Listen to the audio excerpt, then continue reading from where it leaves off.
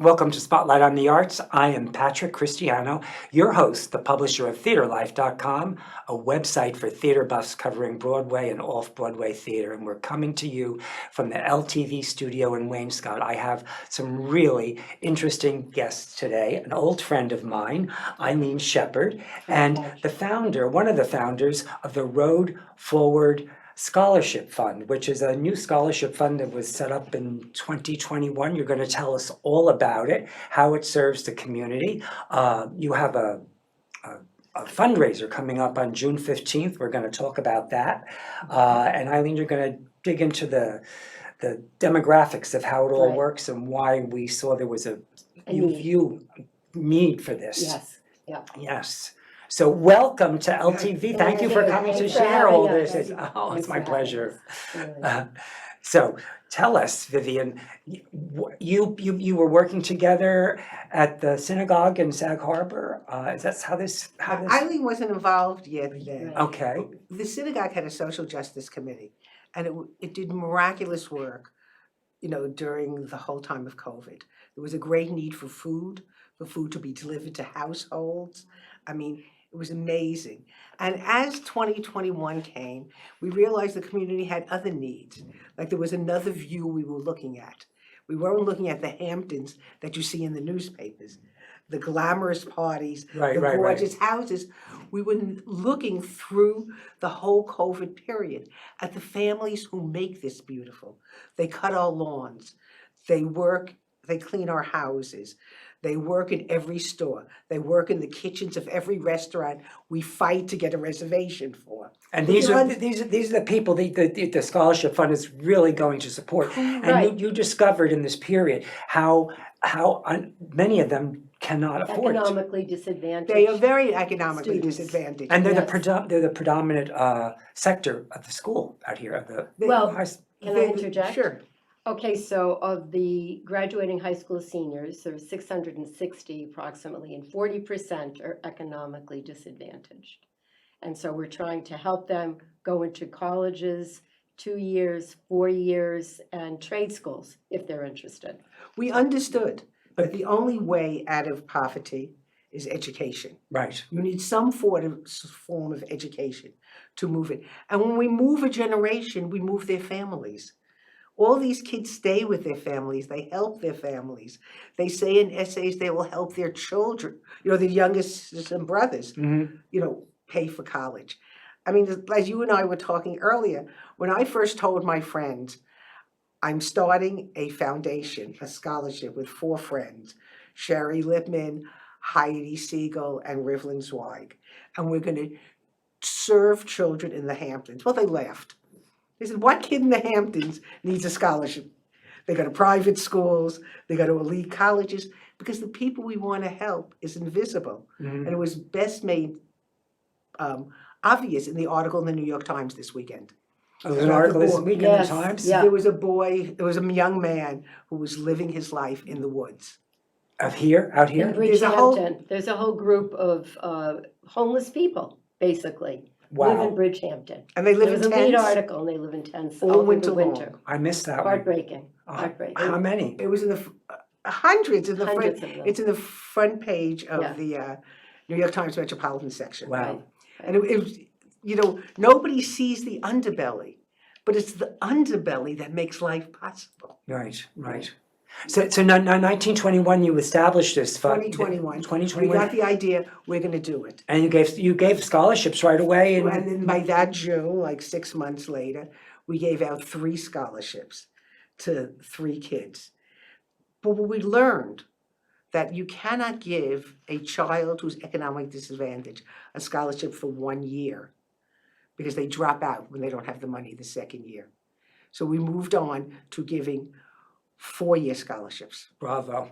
And by June 2023, we gave 6 $10,000 scholarships, $2,500 a year for 4 years to the kids that will find. And there's something interesting about the setup of the money. They don't have to. No, it goes right to the bursar's office. It does. Okay, absolutely. Right to the bursars, university. But they can come. universities. But I mean, they can come and they can keep getting from this fund. They can continue. I mean, a lot of people. I from the literature that I seem like a lot of people can't continue their education even Correct, after the right, first year. So right. you've set up something where they could come back and It's continue? over 4 years, and at this point, it's for 4 years. So the money max. comes, that's what I meant, the money Yeah. comes to them free. And we partner with other organizations, Yeah. like one kid ran out of money, couldn't meet a payment in the Bridgehampton Child Care Center, where she had been part of her whole life, came and fed her the rest of the money she needed for the term.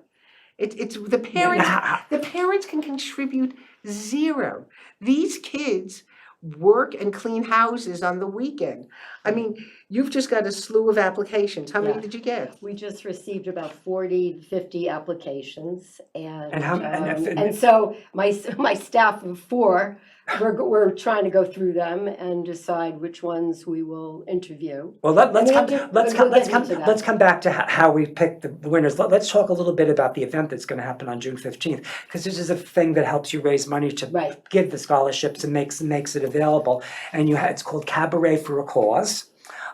You've got tell me about the talent. Okay, we have 3 performers. We have Sal Viviano, who's a cabaret singer. He sings everywhere. He's been on Broadway. He's going to do a show out here. He's going to come to our event.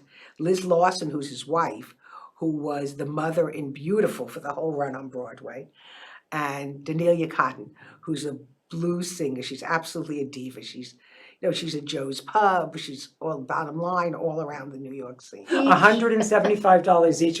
It's the starting Correct. point. It's a Correct. starting point. But where do you find out about tickets? Now, right to the camera. Okay, so online, all right. Our website is www.roadforwardscholarship.org, and our email is hello@roadforwardscholarship.org. One more time. Okay, our website is www.roadforwardscholarship.org, and our email is hello@roadforwardscholarship.org. In addition to that, we'll have flyers about the event in probably the libraries. Other places will accept our flyers. They'll be out there and people will be able to take them and. Which gets to kind of what I do, which is more community outreach. But this is your second annual one you're Yeah. going to do every year, and your goal is to get bigger and better and give more Our scholarships. first year we were shocked. We raised over $100,000. We were an unknown organization. But once you talk to the people about education and what really is out here, I call the invisibles. When we make the visibles visible, anybody with a heart is going to want to help a kid go to school. Doesn't take a lot. No, it doesn't. Yeah. It doesn't take. And the queen of this is Eileen. Oh.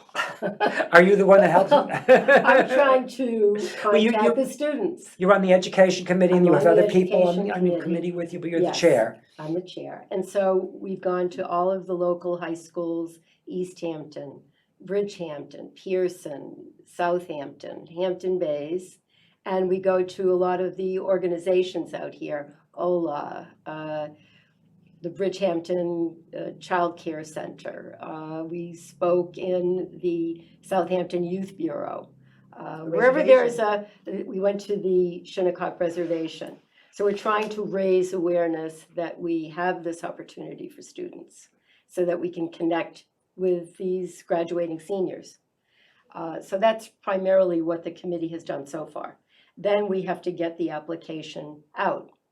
And the application includes essays, financial information, selection process based on some of their recommendations from people within their community that they've worked with, their counselors. We try to collect as much information as possible on each candidate, and we look at very heavily on their financials. And based on that whole composition, decide who we're going to interview. And Wow. so that's just a to get an big deal. interview. Just to get an interview, you have to have certain criteria. And then based on that, we'll present it to the board and we'll choose our candidates. But we do have an upper limit. The family cannot earn more than, let's say, $60,000 a year. Mhm. So a family of 4 earning $60,000 a year, Oh. it has nothing.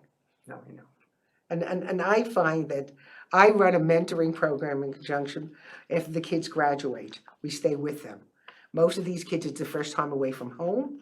They come from large families and mothers cooking, and all of a sudden they're in a dorm room or alone. And, you know, I reach out and I talk to them every single month. And it just, my heart bursts because they're doing so hard. They're making adjustments. They do things. We don't just take the money for scholarship. They send me their bills. They sell me stuff they can't understand. They can't go to their parent. So if they're getting information from the school they don't understand, they reach out back to us. We're not just giving them money, we're helping them navigate the college experience in the first year. You know, we check and make sure they have friends. But going back to the application process, if we look at other factors, how many siblings do they have? What do the parents do? And some of these young people have really gone through quite a bit before they do. You mean in terms of trauma and life Yes, yes, experiences? it's really heart-rendering, heartbreaking, and inspirational. Really inspirational. Inspirational that they keep on keeping on. Absolutely, that they can push forward. They have the moxie to do it. It's really incredible, actually. By the time they come to Eileen, they've been admitted to college.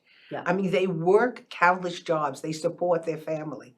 It's not like what you think of as privilege out. So these are first generation college people. They are recently, first generation. Yes. Yeah.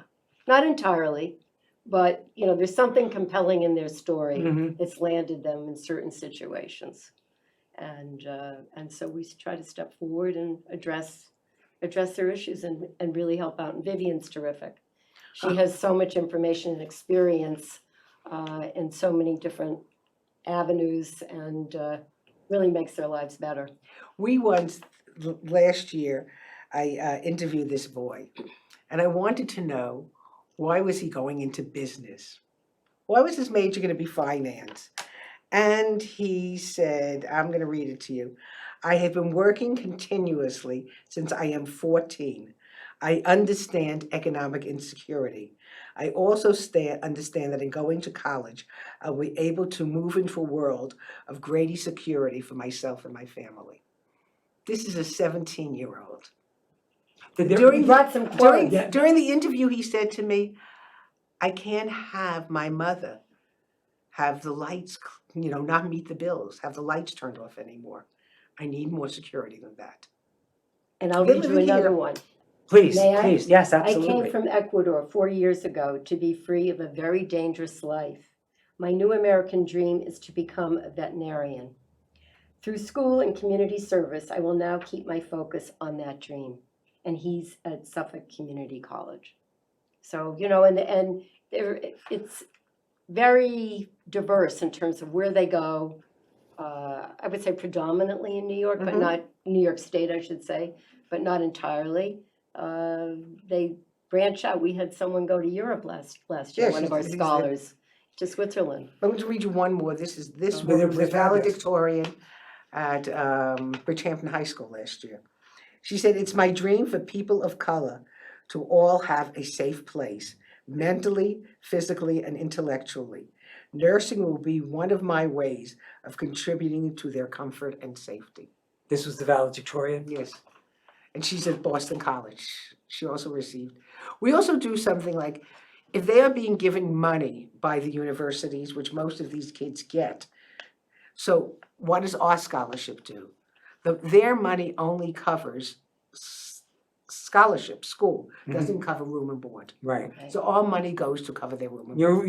Your money can be used for anything? Yes. Yes. Well, we target it, if we think their scholarship will be reduced because we're giving them the money, we target it for room and board or books or whatever. So that the scholarship doesn't get reduced then? Exactly, because So they need you can everybody. play, you can fudge a It's little. so complex. And now, I don't know if you're aware, this year, the FAFSA has what? had, it's the free application for federal money from the federal government. And the schools, the colleges are very much involved in knowing how that application is processed. So they know how much money to give students in need. And the whole application process this year has been less than smooth. The federal government had Unfortunately. $1.6 billion Say that. spent $1.6 billion to redo the FAFSA, and it's a disaster.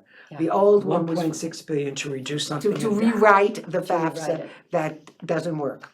That has not worked. None of the universities Boggles the have it. mind, doesn't Well, it? it makes our job so much more difficult. And the which is why- universities. Right, and which is why we had to come up with our own financial form this year, because we had to kind of tease things out and understand what was going on, getting a But better you're picture. 501c3, right? That- Yes. We're 501c3. So, I mean, you formed that after you left the It was in synagogue. August. And so any contributions are all tax deductible. Yes, Coming to the benefit is all tax The deductible. benefit's Right. gonna be so much fun. Last year was so much fun.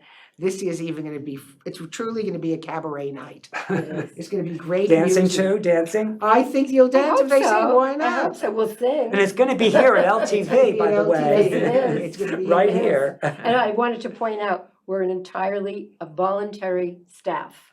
We have no paid, there's no one on our payroll. We have no It's just overhead. us. Everyone's doing it for the love. That's right. We have no That's right. overhead. I mean, the amount, when you look at organizations, their overhead could be 60% of what you're sending in. I know. But ours all goes for scholarship. It's, you know, if you change one person's life, you change the world. And we want to do it out here with the kids who we don't see. You know, not the privileged kids who spend the summers out here and go to camps and go back to private schools, but the underbelly of this society that makes it work. And be Right. generous, I just folks. wanna say one Find other- us. I want to say one other thing, that having gone through this process this year, meeting these Meeting the students, counselors, the counselors. not just the students, but the counselors. Mhm. My hat is off to them.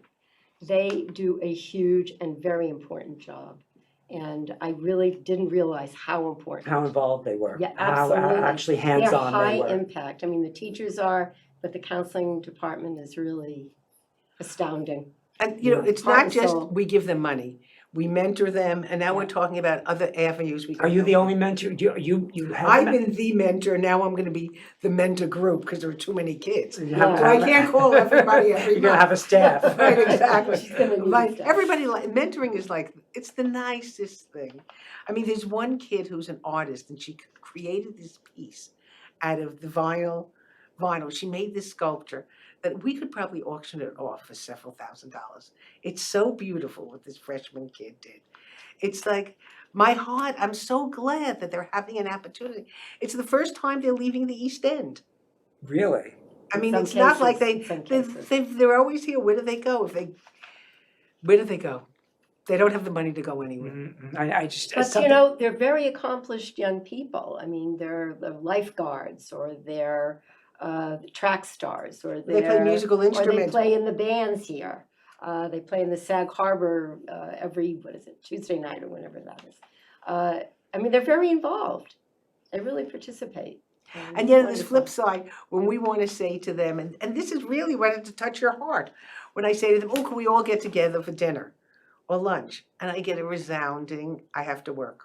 Oh, Oh, yeah, definitely. I have to work. I have to earn the money. I asked one kid if I could help her get a job at Guildhall, which she wanted. And she said, I do a double shift over the summer when she's home, a double shift at a restaurant in Amagansett. I couldn't possibly earn that at Guildhall, Right. and I need it for the next term. right, yeah. It should Even be- though she's an artist, Right, you know, and it would be wonderful for her. yeah, but the money the is more rea- important, yeah. It's the reality of the money. I Mhm. mean, I would wish everybody who sees this show would once go over to somebody who works for them, be the gardener or the gardener's assistant, the person who might clean your house, the busboy who might pick up your plate, and look at them and wonder how you can improve their life. Ask them if they have children. Ask the busboy if he's going to college. Now, when you first were working with the synagogue, and you were in the community, how did you notice this at first? What was the first thing you saw? It was very interesting because we were limited in the synagogue. We gave one scholarship to a member of the synagogue, a kid who now is at Berkeley School of Music. But how did you see this need? How did you discover it initially when you were there at the synagogue? I spoke to the counselors. So the counselors. We only gave it the first year to Pearson, Mhm. and I got very close to Margaret Motto, and and she pointed out the need. Okay, so What happened is And then you- there's more of a need now than there was in some ironic way. During the pandemic, families from the city moved out here and the kids filtered in to the school system and they had no need. But they're gone now. They're Right. back in the city and we have mostly local kids. And they need so much help completing the applications. It's a very Oh, involved God, yes, I can process. imagine. Very involved, and their families are not, they're not aware of it, how to do it and how to proceed. So Then we she can got help them. She got Eileen, who's a miracle worker, truly a miracle worker. She's so organized. She's so fabulous. She keeps it. She got 50 applications already. We still haven't gotten anything from Southampton, Hampton Bays, Pearson, or Bridgehampton. She's going to have at least another maybe 70 applications to say that there are 120 kids who are financial need, who are applying. But you can only give out 6? Is that how Right. many? No, we can give out as Well, much money as we raise. Oh. we have no make. other- Oh, That's why okay. it's so important. So like if we were to raise 200,000, we could give out 15. Yeah. We have to have the money in the bank. We don't, if we commit to you for a $10,000 scholarship, Patrick, Right. we put that money away. Right, Because that's that's yours for the next 4 years. Right. We don't use it for anything else or any other need. That's targeted. Now, when they're like somebody gets $10,000 and you're mentoring them and they have it for 4 years, how do you know where it goes to? I mean, do you tell them that they come to you when they want to spend it, or how No, does no, that no, work? it goes to the bursar. It goes straight Oh. into the college. It's very, very directed. They don't get the and money. They never see the money. Okay, but how do you know what it goes, what it's spent on? Like, because We you know said because earlier, sometimes if it went on certain things. Our that- treasurer will know. Mhm. Our treasurer calls finance every person does college. it, Yeah, Speaks to the admissions people. Yeah. That's Howie Lipman is the treasurer. Speaks to the bursar's office and the financial aid office, and the check goes directly, like if Directly you're to going them. to Binghamton. And so they The check goes figure to out where Binghamton. they need to use the money. Is that how? Yes, Yeah, okay. yes, it never goes to the students. And if a student drops out, they don't get the money. It's That's right. only based, Does that happen? no, not yet. I mean, I could imagine. no? No, but there was no money. She was in school for the it was only a 1-year scholarship she I had. see. And she was there. She's still in school. Mhm. And we sometimes have complex issues if the children come from undocumented families. That's a little trickier. Mhm. What's an undocumented family? You mean they don't have any history? No, immigration status Oh, Their immigration status is- is undocumented. is an It's a issue in little this trickier. country, I- as you know. yeah, I know it's an issue in this country. I'm more we run interested across in. We're trying to work it out. Yeah, we're working on it. We had a really Working good on it. plan in place a couple of months ago, and then we didn't get it. No. The Republicans who supported the plan decided not to do it. I blew my mind. I'm But you praying. meet these kids and you want to cry. They They're work so super hard. bright.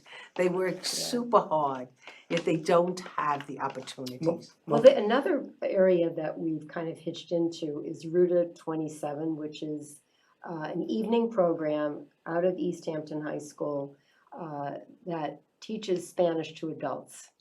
Teaches Spanish-speaking English. adults. Teaches English to Spanish-speaking I got it, adults. yeah. And I was involved with the program a couple of years ago, and I realized what an amazing impact they were making with these people. And we identified a couple of candidates in that process in the school, and one of them became our scholar, one of our Oh, scholars. So, And to go back even to the history, in 2021, I was working with a girl who was admitted to Stony Brook, a young woman. Uh-huh. And she said she thought she needed 4,000. I knew her numbers were all off. But it came to the end, and I thought to myself, what is $4,000 to most people out here? I know. That's all she needed to be able to go to Stony Brook, or else she wouldn't have money for the tuition. She was super bright, and to boot, her parents she lived with a mother and a brother, and they had a rental house out here, which, thanks to the pandemic, they lost because the market went so high. Right. He decided to sell it, so they had nowhere to live. They were looking for housing. I mean, these are young kids. It's tremendous. If we can ease their lives, It's like a miracle to be able to do it. It's a wonderful thing that you have started here, and I applaud you. Congrats. Bravo for it all. I wish you all the best of luck at your benefit on June 15th here at LTV from 5:30 to To 7:30. 7:30. And where do you go get tickets again? Tell them. Oh, where do we get tickets? Well, we're getting them at hello@roadforwardscholars.org or www.roadforwardscholars.org. Now, I could have remembered that and just done it for you. I'm sorry. That's okay. Anyway, Please come. yes. We need you. And you're gonna feel good, because you know what you're doing is changing a life, changing a family, creating a future. For someone that really needs it too. And deserves it. Yes. They deserve Yes. it. They worked hard in worked high really school and got hard. themselves into college. You know, they didn't have parents all over them. Thanks, Patrick. Thank you Thank you so guys. much for having us. Really. June 15th is the date. LTV. And Be Patrick's gonna show up. here. Better. Thank you guys.